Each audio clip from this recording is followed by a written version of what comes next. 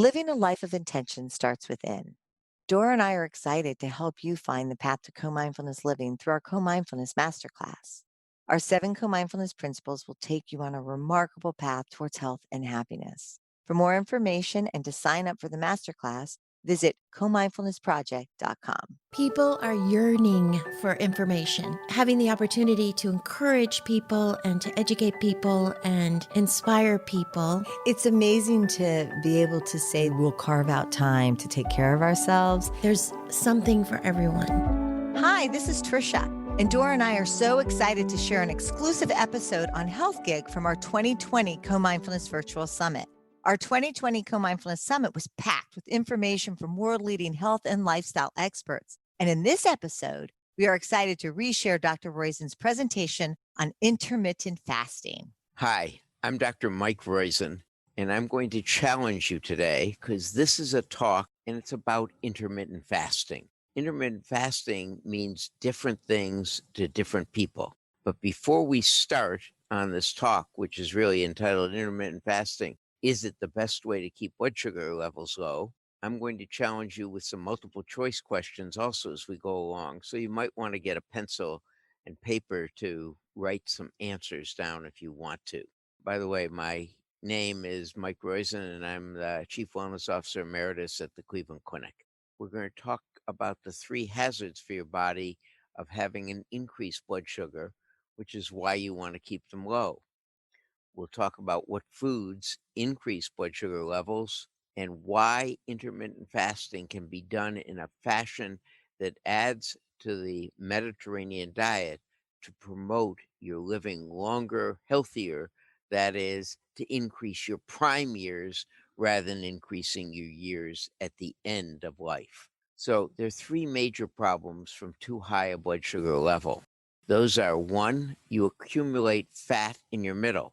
We call that omental because it hangs off your omentum off your stomach, or visceral fat. That can cause inflammation in you. 2, blood glucose attaches to proteins. So most diabetics know what hemoglobin A1C is.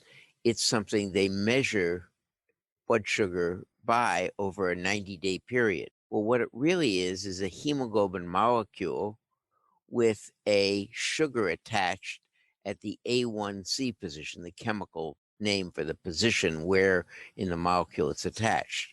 And what that does, it causes the hemoglobin to not release oxygen in the normal fashion.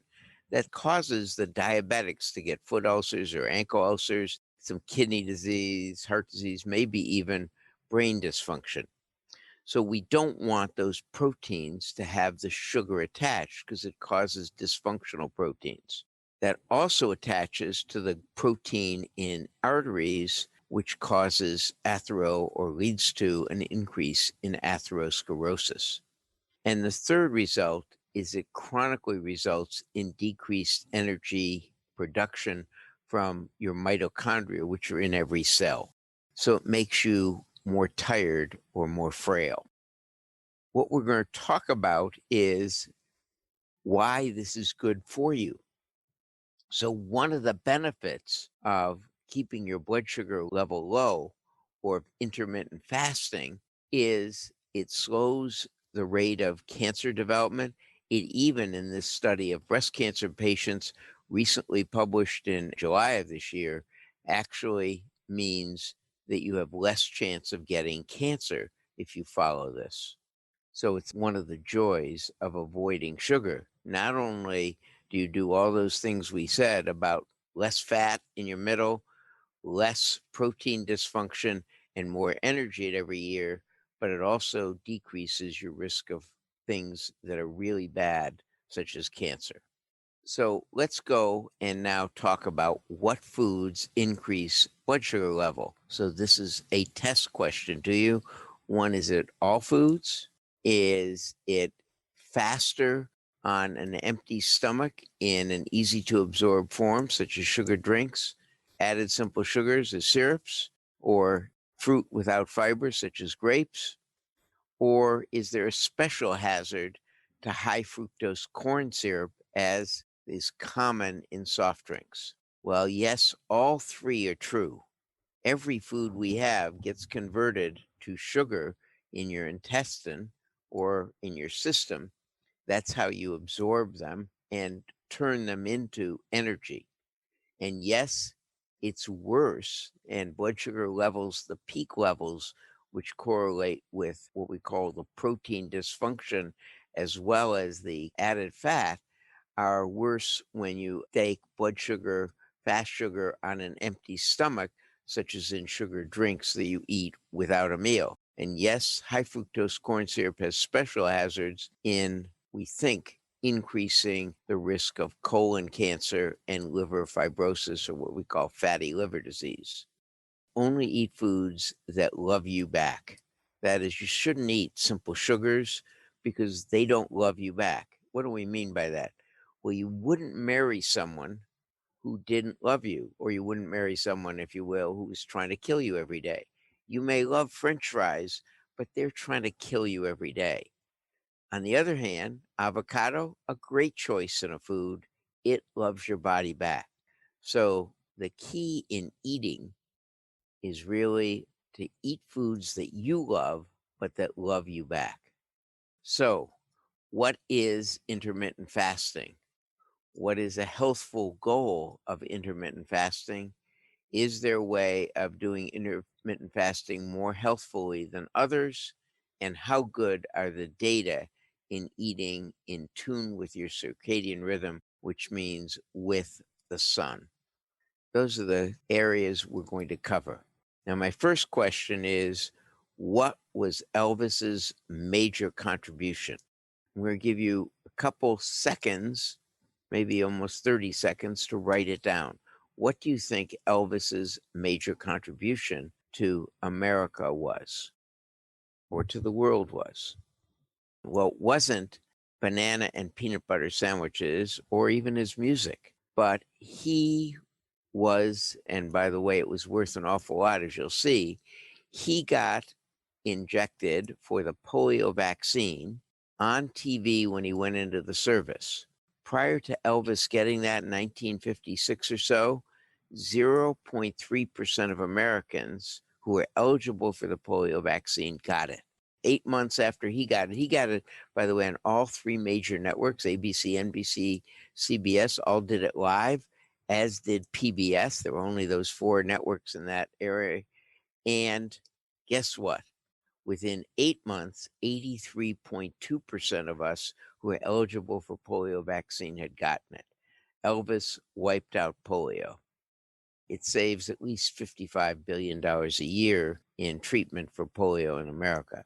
So I don't want to minimize things you should do for your brain here. It isn't just keeping your blood sugar level low, which decreases inflammation, helps your brain, but get your flu shot and get your immunizations up to date. That's especially true at this time of year. So, what is intermittent fasting? Is it not eating for 18 hours every 24 hours? Is it nothing but water for 2 or more days? Is it getting to ketosis in any way?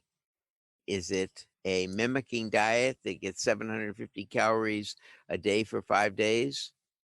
Well, the answer is it's all of those.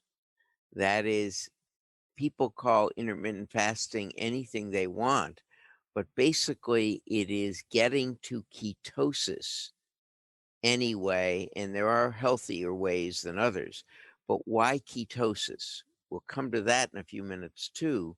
But what ketosis does is it turns on a separate gene that helps you recycle old cells and make them new cells. So getting to ketosis is the key with intermittent fasting. And when you do it right, you get to ketosis, you recycle your old cells, they become young cells, and you become younger or stay younger that way. I'm an academic, so I disclosed my conflicts. I did write these books. I do earn a royalty from them, if you will. Some people say, what's my main claim to fame? It is when Real Age came out, it displaced Harry Potter for 7 days on Amazon as number one. When You on a Diet came out, it displaced Harry Potter for 35 days as number one on Amazon. And When You on a Diet came out, it displaced Harry Potter for 177 days as #1 on Amazon. And the new book is the What to Eat When cookbook and What to Eat When, which talk about what I'm going to talk about today. We've been in challenging times, and I'm not bragging or anything, but I just finished all my Christmas shopping. That is, we've had a crazy, challenging year, and that's part of intermittent fasting. It is a crazy thing that people started for weight loss, but has a much bigger benefit in helping you keep blood sugar levels low, in helping you get to ketosis. So you can't get to ketosis if you've got a high blood sugar. You get to ketosis, which means ketones are providing you energy. Your body thinks you're going to die. You're in a starvation state. In that state, it goes into starvation mode, which means it starts recycling your old cells and using them for energy.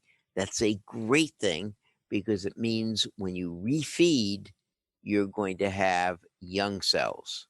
Is it the best way to keep blood sugar level low? Yes, because when you do that, you get to stay young longer. Let's go and now say the rule that we stated: you should only eat foods you can have that loving relationship with. And we're going to talk about why red meat, egg yolks, some fish, and cheese are bad, and why foods that increase your blood sugar quickly, like added sugar, syrups, and carbohydrates that are simple or stripped, are bad for you.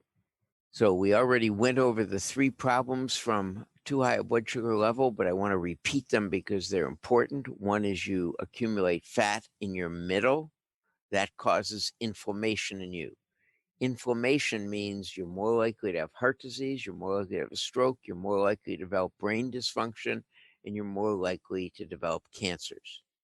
The second problem is it attaches to proteins, and that causes dysfunction of your arteries, like causing atherosclerosis, and causes, if you will, hemoglobin and other proteins to not function normally. There are many mitochondria, thousands of them per cell, but they're an energy transfer. So, what is the worst day for our energy? It's either Super Bowl Sunday or Thanksgiving. That causes free radical damage, which makes our mitochondria older and gives us less energy. But if you eat smaller meals and don't eat straight sugar, you have fewer errors. So, if you will, you have more energy at every age. That's called rejuvenation.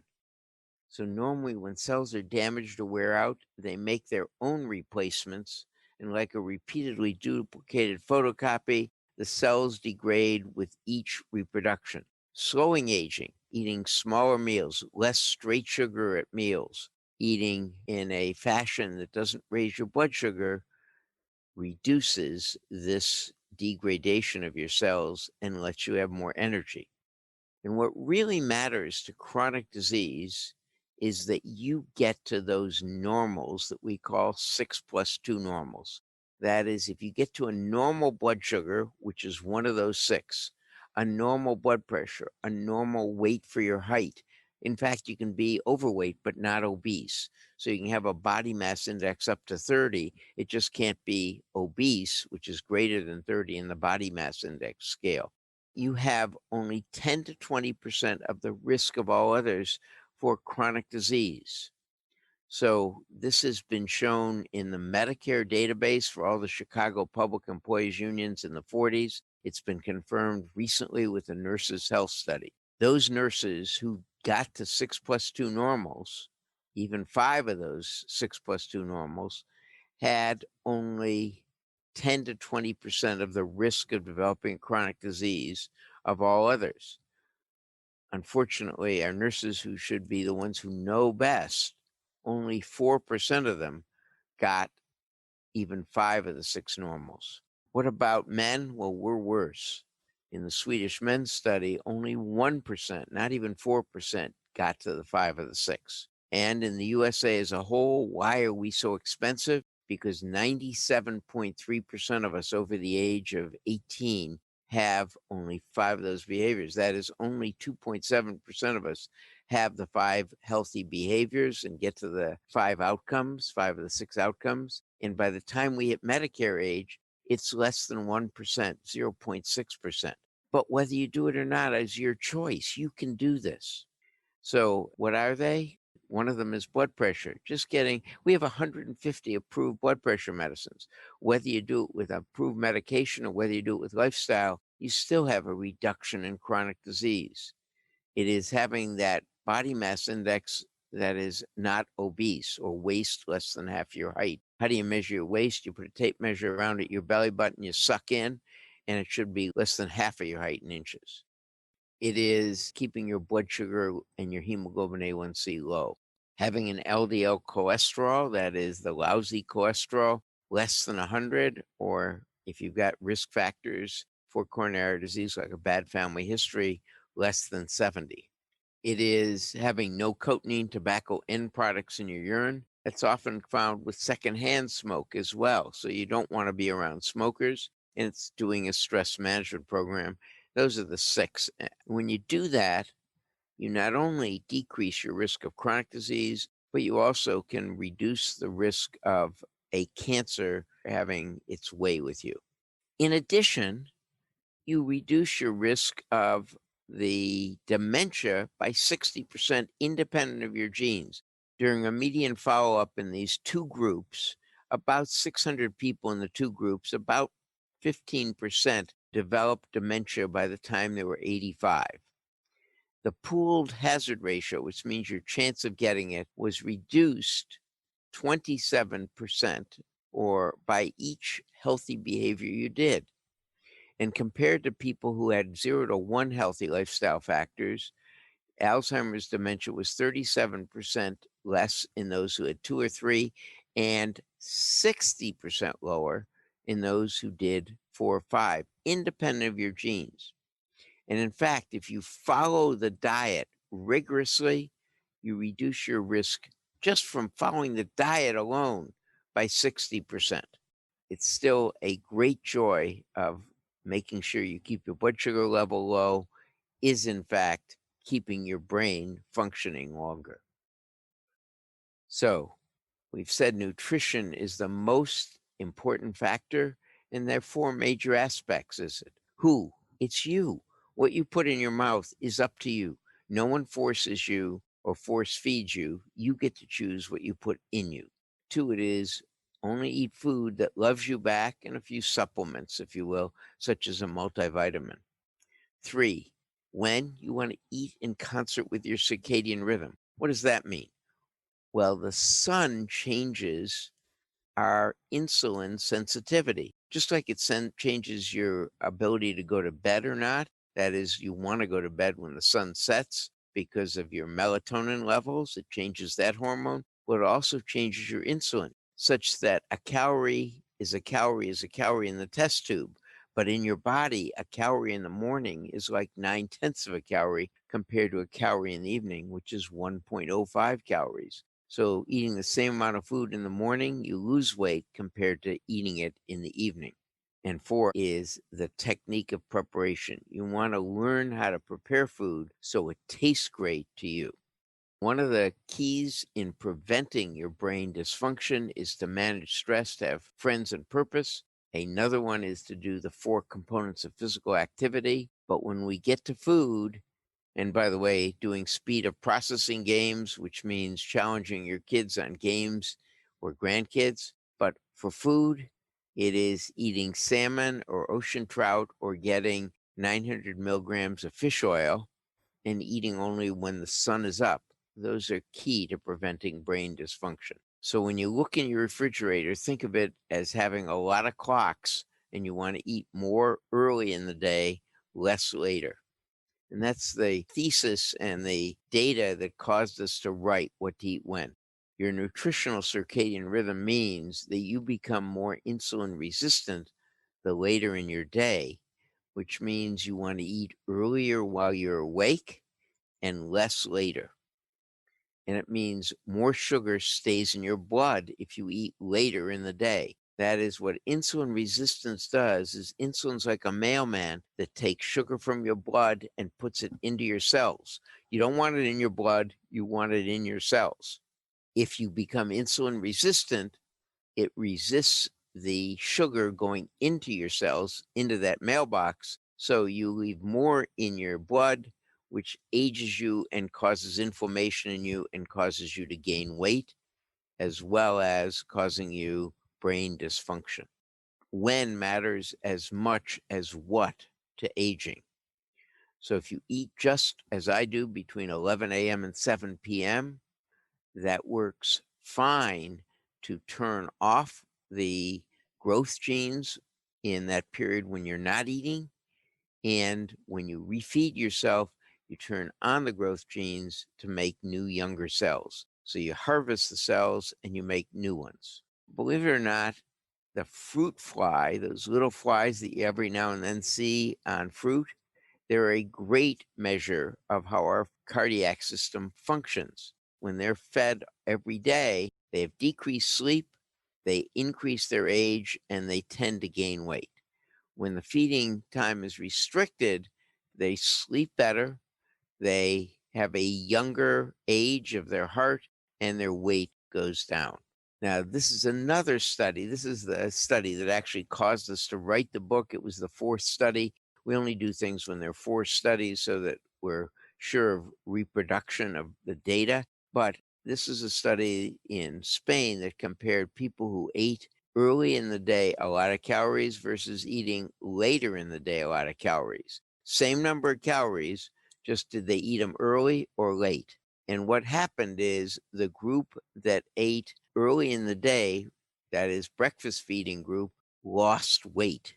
Did they lose a lot more? Yeah, they lost a heck of a lot more, 30% more weight than the group that ate most of the calories in the evening. Same number of calories, just whether they ate in the morning or the evening.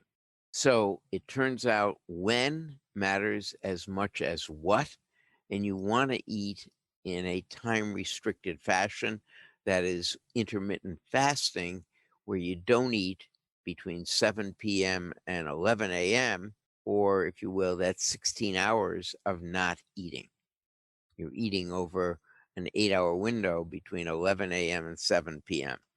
When you eat sugar or carbohydrates in the day, you rapidly produce energy. If you're eating too much, you get it stored, and it gets stored as carbohydrates and then fat when you fill up your carbohydrate storage areas.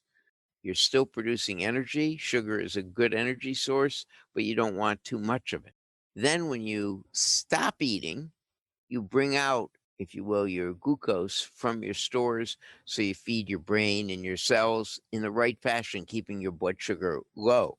But when you run out of that, you then start to use fat, and that fat produces ketones. That's the genesis of ketosis. And when you're doing that, that helps your genes reset. So you want to use that fat to produce ketosis so you get younger. In a randomized crossover study, that means people started eating one way and then they went to the other and vice versa. 4 days of eating from 8 a.m. to 2 p.m. only versus 4 days of eating the same calories, but eating at 8 a.m., 2 p.m., and 8 p.m. The longevity markers all changed for the better within 4 days. This is what intermittent fasting does. Eating in that type time window of 6 hours, 8 a.m. to 2 p.m., allows you to have this cycle and recycling your cells, getting younger cells rather than older cells. So the gene function markers of aging, stem cell repair, inflammation, all improved within 4 days. It's really quite quickly. You can do this. Anyone can do this. So what does time restricted feeding, what we call the Wen way, and you can go to wenway.com to find out more about it, do for the quality and length of life? Well, after 10 to 14 hours, your liver runs out of glucose stores and you start using your fat stores. Your ketones turn on this recycling and they turn off growth. And then when you start to re-eat, you get this great new cells. So you get reduction in all your biomarkers of aging when you do this intermittent fasting. The message, the Wen way of intermittent fasting is doable and is healthy for you living long and young, for you getting a reboot to your middle age, to your prime years. And in animals, whether bacteria or yeast or worms or mice, they all live longer on the intermittent fasting. And that's also what Longo did, that regenerated stem cells, which are really important in repairing. What he did was, if you will, 5 days a month, they went to a intermittent fasting diet of 1,000 calories, 1,100 calories the first day, and then 750 calories the next 4 days. It's another way of doing intermittent fasting, and they regenerated their stem cells, which are important for repairing your body. The holy grail of aging is repair. There are 14 areas of hot research. Some, as we've talked about, like mitochondrial wear and tear, may be able to be reproduced by just avoiding simple sugars and simple carbohydrates and eating smaller meals. But the key is having a great repair system. So when you have sunburn or heartburn, you call forth your stem cells to repair it. But you don't have infinite stem cells. And when you use them up, you can't use them to repair other things like a heart attack or stroke. So you want to save your stem cells as much as possible.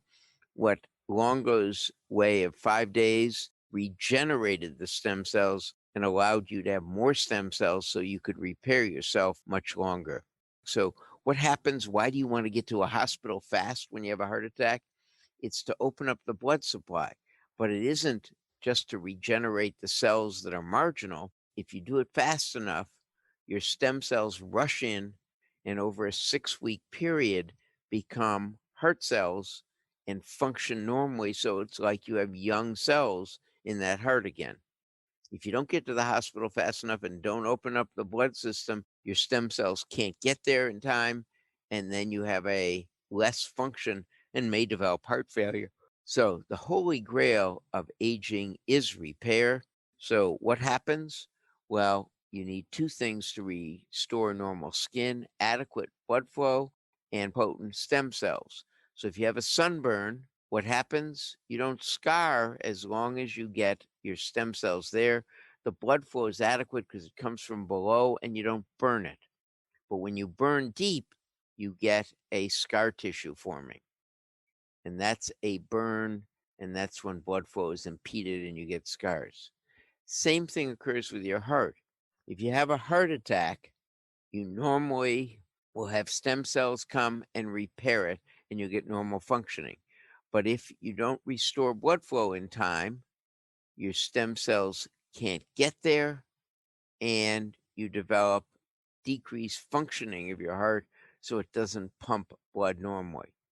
That's why you want to get there fast so you can restore your blood flow and so things function normally. What things cause a decreased ability to regenerate? It is too much protein and too much sugar. Now, we want protein most of the time. We don't want sugar most of the time, but they cause aging and disease. So that's why intermittently going on a very low calorie diet without carbohydrates and without proteins is a good thing. And that's what Dr. Longo showed in the 5-day per month intermittent fast. So if we go over what are the commandments of doing the wenway.com, there are 10 commandments. One is eat only when the sun is out. 2 is more early, less later. That is, you want to eat more early in the day, less later in the day. 3 is you don't have to stereotype food. It's okay to have a salad for dinner and a cold pizza, so it's whole wheat pizza, for breakfast. In fact, if you have a sweet potato and you put it in the refrigerator overnight, when it's cold, tastes the same, most people think, but it's resistant starch and it functions much more like fiber. So you can have that for breakfast. And If every one of us has had cold pizza, well, if you have cold whole wheat pizza, it functions as resistant starch too. It's fine to have for breakfast. The fourth thing is you can eat well in any situation. You say, life got in the way. I went to a party. Choose the foods you're going to eat, plan ahead, figure out how to do it so that you can eat well in every situation. And mistakes shouldn't disrail you. The sun comes up every morning. You can eat only when the sun is out and restart every day. 1 day or 2 days shouldn't disrail you. When you do this 4 days in a row, what you find is you'll have more energy, you'll sleep better at night, and you won't be hungry at night. So do it 4 days in a row. And remember, and I skipped a whole bunch of these commandments, but 10 is food is a relationship. Love what you eat and make sure it loves you back. Simple sugars don't love you back. Foods like red meat and pork and egg yolks and cheese, they don't love your body back. And remember, food and choices, every time you eat, you open up the refrigerator, think of it as loaded with clocks. Eat only when the sun is out or should be out, and eat 75% of your calories 8 or more hours before bedtime. And finish eating 3 hours before bedtime. When you eat this way, you harvest your old cells and repopulate yourself with new young cells that makes you younger. So you harvest your old cells when you get to ketosis, and then you recycle them into new young cells when you eat again. I want to make one more point. Don't sacrifice to help others without helping yourself. You can't, as Linda Bradley says, Dr. Bradley, who's a great gynecologist here at the Cleveland Clinic, you can't pour from an empty cup. Take care of yourself first and always, and then you'll be able to serve others. You can't pour if your cup is empty. Gratitude is a great way of managing stress. Thank people for helping you, even people who you don't think of as helping you, they are. Say thank you to them. So, Tricia and Dora, thank you, as well as I should thank Adam and Brittany as well for helping me do this. How do you do this? Pick someone and write 3 specific memories of the time they used their unique strengths to contribute. People don't want to be praised. They want to act in ways that are praiseworthy. So stay away from generalities. Go to the specifics and write a story, not just a collection of facts. Have a beginning, the middle, and an end, and then send that story to the person who you really appreciate for what they do. All you have to do is repeat it once a day, and you will feel much better, as well as the people you send it to will feel much better. Remember, stress is the major cause of aging. Nutrition is number 2, and that's why we want you to manage stress. Gratitude is a great way of doing it, and also eat healthy by keeping your blood sugar low. So I want to thank the person who taught me a lot about cooking, Jim Perko, who taught me about preparing food that loves our bodies back. You can go, and Jim teaches a cooking class, and in the kitchen with Chef Jim, that's Jim Perko and myself, we do it once a week. And the key in eating healthy, especially if you want to eat a lot of vegetables as is healthiest for you, is to learn how to cut. And Jim Perko does that. So thank you very much. This has been a story of intermittent fasting. Is it the best way to keep blood sugar levels low? The answer is yes, because it keeps you healthy as well as keeping your blood sugar low. We talked about the 3 hazards for your body of increased blood sugar level: gaining fat in the middle, causing your proteins to dysfunction, and decreasing your energy level, as well as promoting chronic disease such as cancer. By keeping your blood sugar levels low, you decrease your chance of gaining weight in the middle. You decrease the risk to your proteins of dysfunctioning. You increase your energy level, and you decrease your chances of serious chronic disease. What foods increase blood sugar level? Every food. But it is true, it is sugar food, such as soft drinks eaten on an empty stomach, raise your blood sugar levels fast, which causes you disease. and why intermittent fasting can be done in a fashion that adds to the Mediterranean diet.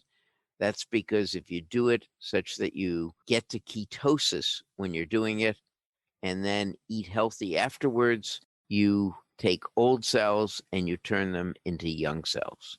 Thank you. Thank you for joining us on Health Gig. We loved having you with us. We hope you'll tune in again next week. In the meantime, be sure to like and subscribe to this podcast and follow us on healthgigpod.com. I'm Trisha. And I'm Doro. Be well. To learn more on how to live a co-mindfulness life, visit comindfulnessproject.com.